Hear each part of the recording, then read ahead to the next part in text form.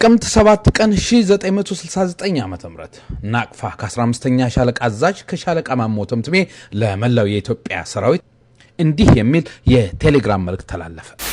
200 ሰዎች ሆነን አንድ ወር ሙሉ ቀንና ሌሊት ያለማቋረጥ ብዛቱ ከፍተኛ የሆነ የሰውና የመሳሪያ ኃይል ካለው ወንበዴ ጋር የተቻለን ያህል ተዋግተናል። ወደፊትም እስከ መጨረሻው ፍጻሜያችን ድረስ እንዋጋለን። ከመካከላችን 60 የሚሆኑት ቁስለኞች በየጉድጓዶች በስብሰው በመሰቃየት ላይ ይገኛሉ። አቤቱታችን በእጃችን የሚገኘው ንብረት በወንበዴ ከመወሰድ እንዲድንና የሀገራችን ስምና ዝና እንዳይጎድፍ እንጂ እኛ ለመሞት ተዘጋጅተናል። ስለሆነም ይህን ያህል ጊዜ በተኩስ ተይዘን ለወገን ጦር አቤት እያን ምንም እርዳታ በማጣታችን የምናምነው መንግስት መኖሩን አጠራጥሮናል። አሁንም ለሀገርና ለወገን የሚያስብ መንግስት ካለ ሳይውል ሳያድር የጽሁፍ ሳይሆን የወገን እርዳታ እንዲያደርስልን የመጨረሻ መልእክታችን እናስተላልፋለን የሚል ነበር። መልእክቱን ከሰሙት የሰራዊት አባሎች ውስጥ የአየር ወለድ መኮንን የሆነው ወጣት ተስፋዬ ሀብተማርያም ለጓደኞቹ ጎበዝ ይህን እየሰማን እንዴት እንተኛለን? ዛሬውኑ ለሁለተኛ ክፍለ ጦር አዛዥ በፓራሹት ወርደን ለ15ኛ ሻለቃ እንድንደርስለት ይፈቀድልን ብለን ለምን አንጠይቅም? የአየር ወለድ መኮንን ጓደኞቹም የሁላችንም ፍላጎት ነው አሉ በአንድ ድምፅ። ሐሳባቸውንም በሬዲዮ ለሁለተኛ ክፍለ ጦር አዛዥ አስተላለፉ። አዛዡም መልእክቱ እንደደረሳቸው መልእክታችሁን ለበላይ አቀርባለሁ ተዘጋጁ የሚል ትእዛዝ ሰጡ። በጥበቃ ላይ ካለው ጦር ዝላይ ያጠናቀቁና ለዝላይ ብቁ የሆኑትን 99 ሰዎች ከተለያዩ የጥበቃ ቦታዎች በማሰባሰብ በሻምበልና በመቶ አደራጅተው ለቅድመ ዝላይ ዝግጅት በሄሊኮፕተር ከመንደፈር አስመራ ገቡ። የሁለተኛ ክፍለ ጦር ዋና አዛዥ፣ የሁለተኛ ክፍለ ጦር መምሪያ መኮንኖች፣ የአየር ኃይል የአስመራ ቤዝ አዛዥ፣ የቤዙ የዘመቻ መኮንን፣ የቤዙ የመረጃ መኮንን፣ የፖለቲካ የደህንነት ኃላፊዎች፣ የአየር ወለድ የሻለቃ አዛዥና የአየር ወለድ የዘማቹ ጦር ሻምበል አዛዥ ተስፋዬ ሀብተማርያም በአዳራሹ ተገኙ። የሁለተኛ ክፍለ ጦር አዛዥ ስለ ዘመቻው አስፈላጊነት መግለጫ ከሰጡ በኋላ ለአየር ኃይል ተወካይ ስለ ዘመቻው ማብራሪያ እንዲሰጥ መድረኩን ፈቀዱለት። የአየር ኃይል ተወካይም ሰላምታ ከሰጠ በኋላ ናቅፋ በ15ኛ ሻለቃ ጦር ሰፈር ዙሪያ ከዙ 23 ጀምሮ የተለያዩ የውጤት ርቀት ያላቸው የአየር መቃወሚያ መሳሪያዎች እንዳሉ እናውቃለን። ስለዚህ በናቅፋ አካባቢ የትራንስፖርት አውሮፕላን ማብረር የሚቻለው ከ2500 ሜትር ከፍታ በላይ ብቻ። አየር ወለድ በዚህ ከፍታ መዝለል የሚችል ከሆነ የዝላይ አውሮፕላን ለማቅረብ ዝግጁ ነው። ከዚህ በታች ዝቅ ብሎ ለመብረር ግን ዓለም አቀፍ ሕግ ስለማይፈቅድ በቅድሚያ እንዲታሰብበት በማለት ሐሳቡን አጠቃለለ። ቀጥሎ የአየር ወለድ አዛዥ ተነሳ።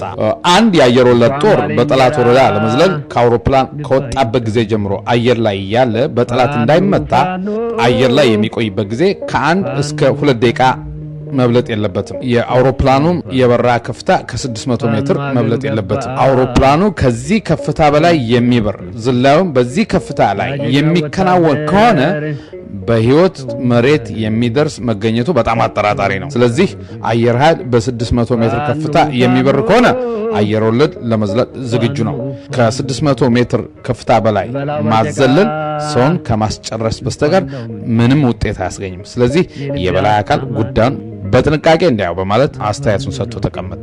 የሁለተኛ ክፍለ ጦር አዛዥ የመጨረሻውን እድል ለሻምበል ተስፋዬ ሀብተማርያም ሰጡ። ሻምበል ተስፋዬም ጌታዬ፣ በአየር ኃይልም በአየር ወለድ ኃላፊዎች የቀረበው ሐሳብ ትክክል ነው። በእኛ በኩል ግን 15ኛ ሻለቃ በጠላት ተከቦ ቀንና ሌሊት መስዋዕትነት እየከፈለ እኛ እዚህ ተቀምጠን ይህን መስማት ረፍት ነስቶናል። ስለዚህ ግዳጁ ከወታደራዊ ሳይንስ አንጻር የማይሞከር ቢሆንም ለሀገርና ለወገን ክብር ሲባል ሁላችንም ናቅፋ ላይ በፓራሹት ዘለን በህይወት ባንተርፍ እንኳን ሬሳችን ከ15ኛ ሻለቃ ጎን እንዲያርፍ እንፈልጋለን ሲል የዘማቹን ጦር መልእክት አቀረበ። የሁለተኛ ክፍለ ጦር አዛዥም በተስፋዬ ንግግር ተደስተው የዘመቻ ዝግጅት እንዲጀመር ትእዛዝ ሰጡ። የመሬት አቀማመጥ፣ የጠላት መሳሪያና አሰላለፍ፣ በ15ኛ ሻለቃ ቁጥጥር ስር ያለው መሬት የዝላይ ወረዳን ጨምሮ በካርታ ላይ ውይይት ተደረገ። የአየር ወለድ ጦርም ለግዳጅ ተዘጋጀ። ሁሉም ወታደሮች ፓራሹታቸውን በትክክል መልበሳቸው፣ አስፈላጊው ትጥቅና ዝግጅት መደረጉን ፍተሻ ተደርጎ ወዲያው ወደ አውሮፕላን ሊገቡ ሲዘጋጁ ናቅፋ አካባቢ በጉም ስለተሸፈነ አካባቢው ከጉም ግርዶሽ ነፃ መሆኑን እስክናረጋግጥላችሁ ድረስ እንዳትነሱ የሚል መልእክት ከ15ኛ ሻለቃ መልእክት ሲመጣ መዘግየት የግድ ሆነ። ጦሩ ማጉረመረመ። ይህን ጉም እግዚአብሔር እንዲያባርለት ሁሉም በልቡ ጸለየ። የአየር ሁኔታው ስላልተለወጠ ግዳጁ ተሰርዞ በማግስቱ እንዲሆን ተወሰነ። በማግስቱ ቶሎ ወደ አውሮፕላን እስግቡ ተባለ። ጦሩ ለግዳጅ ዝግጁ መሆኑን አረጋገጠ። የሁለተኛ ክፍለ ጦር አዛዥም መልካም ዕድል ለጦሩ ተመኝተው አሰናበቱት። ሁሉም አውሮፕላን ውስጥ እንደገቡ አዘላዩ ትበራላችሁ? አዎ። መቼ? አሁን። እንዴ? እንደ ነብር። ምንድናችሁ? በራሪ ነብር። ለወገንና ለሀገር ፍቅር የመጨረሻውን ሕይወት ስጦታ ለመክፈል የአየር ወለድ አባሎች ከዓለም አቀፍ ሕግ ውጭ የሆነውን ዝላይ በፈቃደኝነት ለመዝለልና ከወንድሞቻቸው ጎን ለመሰለፍ ከአስመራ ኤርፖርት ተነሱ። አውሮፕላኑም ወደ ናቅፋ ለመብረር አኮበኮ። የአገሬ ጀግኖች ሴት ወንዱ ታጠቀ ከእንግዲህ ለጣሊያን አንተኛም ንቁ። ጀግንነት እንደሆን የአባቶቻችን ነው።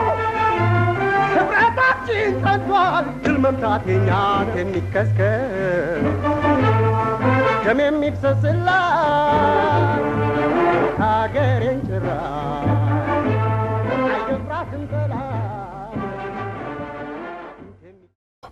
አሁን ከአስመራ ከተነሱ 40 ደቂቃ ሆኗቸዋል። ሻምበል ተስፋዬ በመጀመሪያው ረድፍ ላይ ሆኖ የመጀመሪያው ዘላይ ለመሆን የመጨረሻውን ትዕዛዝ ይጠብቃል። ተዘጋጁ አለ 50 አለቃ ንጋቱ። ሂድ ሲል ተስፋዬ ተወረወረ። ሌሎቹ ተከተሉት። የአገሬ ጀግኖች ሴት ወንዱ ታጠቀ ከእንግዲህ ለጣሊያን አንተኛም ንቁ። ጀግንነት እንደሆን የአባቶቻችን ነው። ህብረታችን ጸንቷል። ድል መምታት የኛ ነው። ፋኖ ፋኖ ፋኖ ፋኖ። እነ ተስፋዬ ወደ መሬት እየቀረቡ ሲመጡ የሻዕቢያ ተኩስ ተቀበላቸው። ተስፋዬ እግሩ መሬት እንደነካ የሬዲዮ መገናኛውን ጠርቶ ማስተባበር ጀመረ። ነብር ሁለት ሁኔታህን ግለጽልኝ አለ ተስፋዬ። ከፊት ለፊቴ ካሉ ጉብታዎች ስር ያሉ የጠላት መትረየሶች አላንቀሳቀስ ብለውኛል አለ።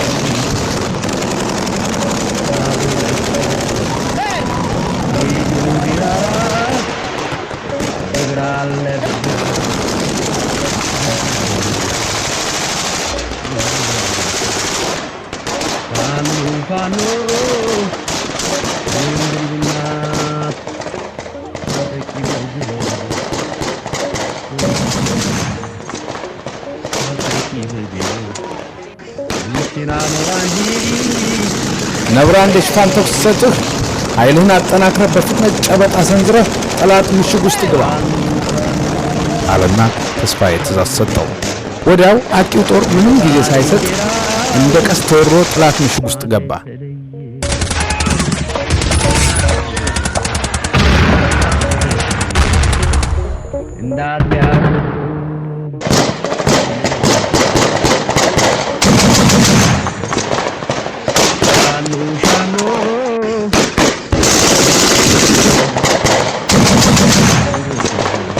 ጠላት በድንገተኛው ጥቃት ተተራመሰ። ነብር አንድና ነብር ሁለት በጋራ የማጥቃት ዘመቻውን ቀጠሉ።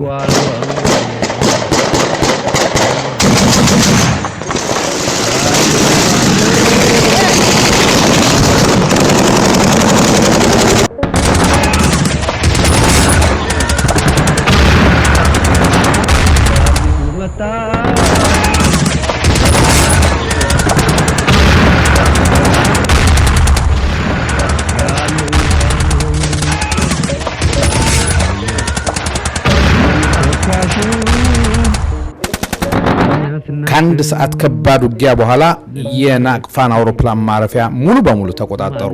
ለወራት ተቋርጦ የነበረው የናቅፋ በረራ ተጀመረ። 2 ሄሊኮፕተሮች አረፉ። ለወራት ቀንና ሌሊት ሲዋጉ ቆስለው ሕክምና በማጣት ሲሰቃዩ የነበሩት የ15ኛ ሻለቃ አባሎች ለመጀመሪያ ጊዜ ሕክምና እንዲያገኙ ወደ ከረን ተላኩ። ሻምበል ተስፋዬና የ15ኛ ሻለቃ አዛዥ ሻለቃ ማሞ ስለ ቀሪው ውጊያ እቅድ አወጡ። አየር ወለድ በምስራቅና በሰሜን አቅጣጫ ያለውን ወረዳ ሲቆጣጠር 15ኛ ሻለቃ ደግሞ ምዕራብንና ደቡብን እንዲቆጣጠር ተስማሙ።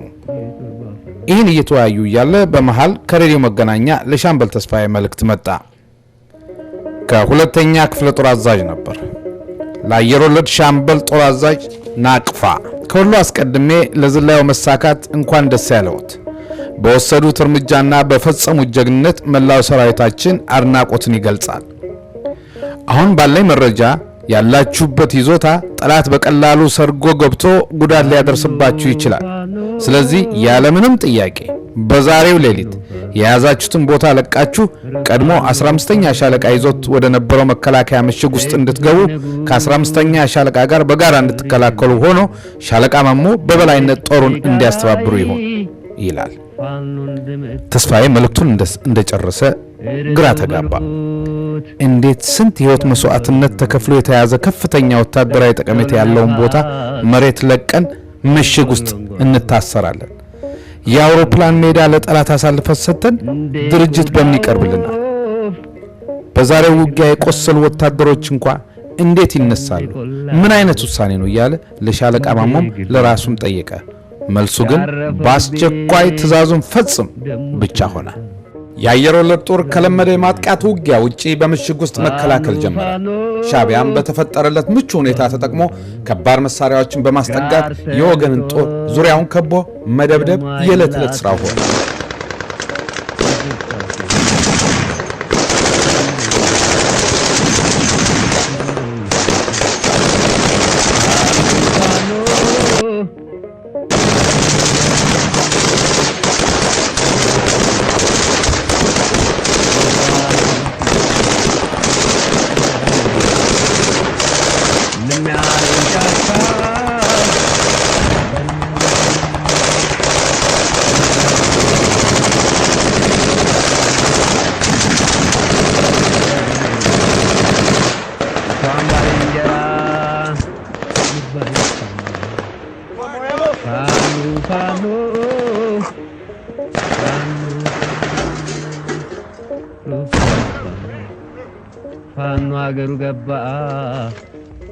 በዚህ መሃል ሻምበል ተስፋዬ ለሁለተኛ ክፍለ ጦር አዛዥ የሬዲዮ መልእክት አስተላለፈ። በእኛ በኩል የምንችለውን ሁሉ አድርገናል። ኃይላችን ተመናምኗል። ለጠላት እጃችንን አንሰጥም። የሚቻል ከሆነ ተዋጊ አውሮፕላኖች ተልከው ከጠላት ጋር አብረው እንዲደበድቡን ያድርጉልን በማለት የሬዲዮ መልእክቱን አስተላለፈ።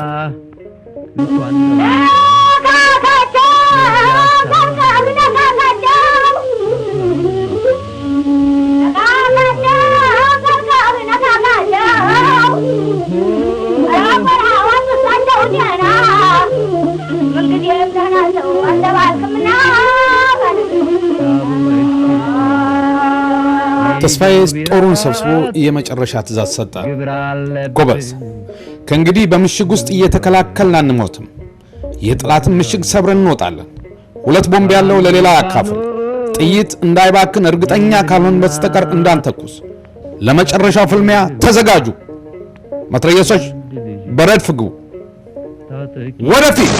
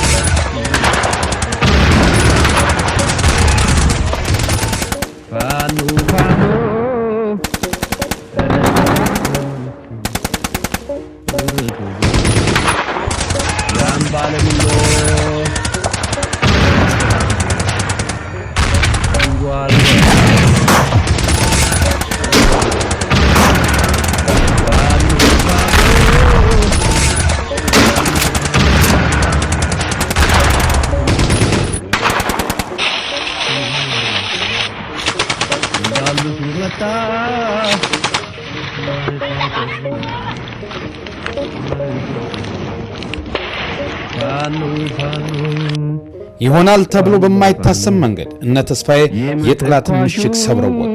ተስፋዬ በውጊያው መሃል እግሩን ተመታ። ነገር ግን እያነከሰ ጦሩን መራ። ከብዙ ቀናት የእግር ጉዞ በኋላ እነ ተስፋዬ አፋብት ካለ የወገን ጦር ጋር ተቀላቀሉ።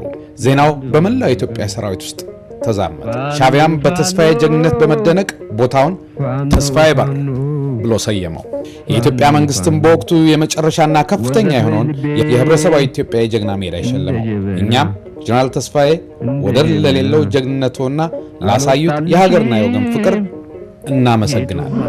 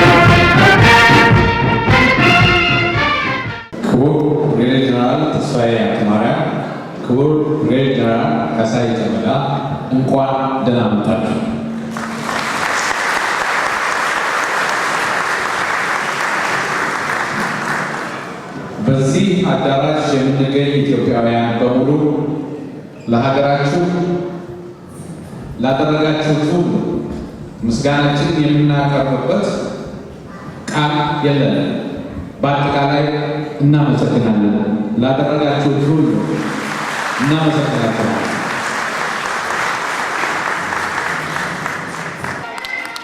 ከዚህ ቀጥሎ ደግሞ ጀግናው ብርጋዴር ጄኔራል ተስፋዬ ሀብተማርያም እጃችሁን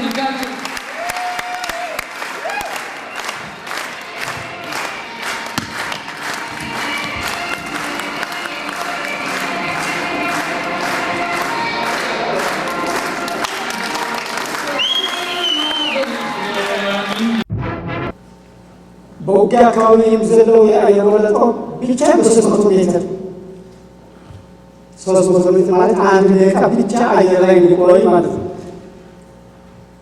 ካልተቻለ ግን 600 ሜትር 2 ደቂቃ ከዛ በላይ ከሆነ ግን ለጠላት ኢላማ ስለሚሆን ግዳጁ መሰረት ነው። የዓለም አቀፍ የአየር ወለድ ዝላይ ሕግ የሚያዘው ሌላ ደግሞ የአየር ወለድ ጦር መድረግ ያለው ወይ ከጠላት ጀርባ ወይም በወገንና በጠላት መካከል ባለው ወረዳ ግዳጅ ሲገል እና እነኚህ የአየር ወለድ ሳይንስ ንድፈ ሀሳብ ሕግ መመሪያ የኢትዮጵያ አየር ወለድ ግን በ600 አይደለም በ1000 አይደለም ያን የአየር መቃወም መሳሪያ ወደ ላይ ከፍታ ያለው 2500 ሜትር ወደ ላይ ነው። በ2500 ከፍታ ላይ አይሮፕላን ይመታዋል እና ከዛ በላይ መውጣት አለበት አይሮፕላን እና የአየር ኃይሎች ወንድሞቻችን የእኛን ደህንነት ለመጠበቅ ሲሉ ምናልባት የ500 ሜትር ዝቅታ ወርደው በ2000 ሜትር ላይ እንዲዘል ተደርጎ ያ በዓለም እስከዛሬ ድረስ ተደርጎ የማይታወቅ የዝላይ ከፍታ ነው። ይሄ አንዱ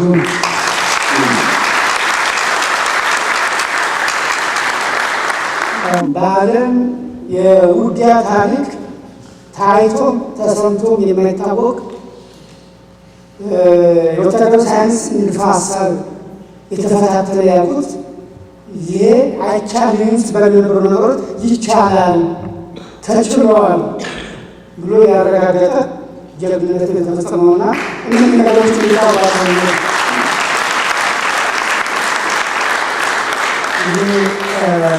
በመጨረሻ አዘጋጅ ኮሚቴውን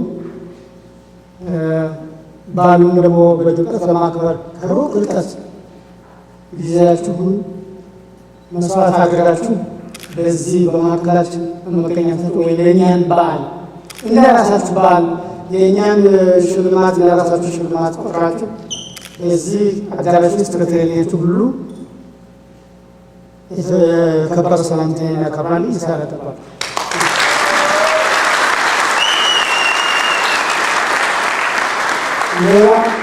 ልክ የዛሬ 30 ዓመት መስከረም 2 ነው መድኃኒት ተሸልሞ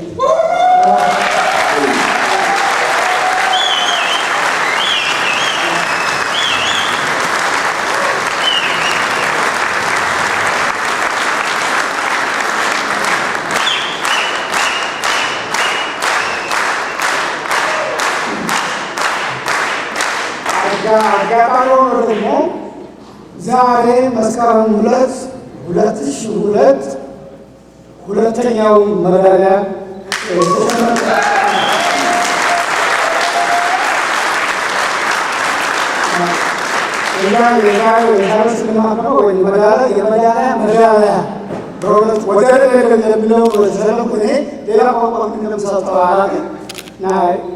ወደ ከሌለው በላይ አድርገን ዋጋ ነው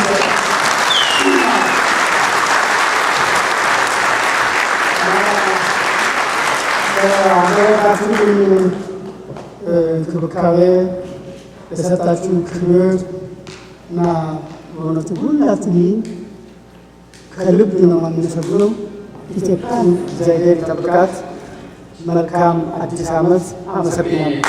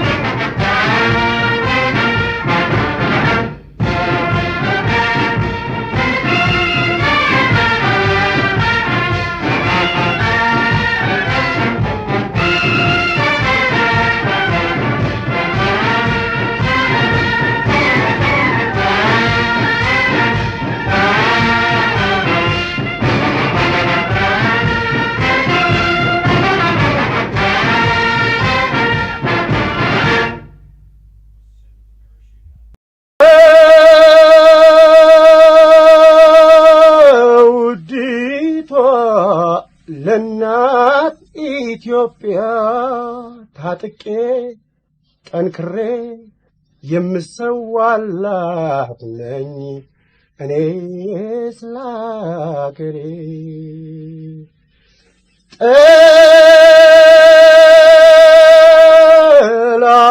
ጠላቶቿን እቃወማለሁ አጥብቄ በብርቱ ስለ ሀገር ፍቅር ገባኝ በእውነቱ። ክፋትሽን ለማየት በፍጹም አልወድም።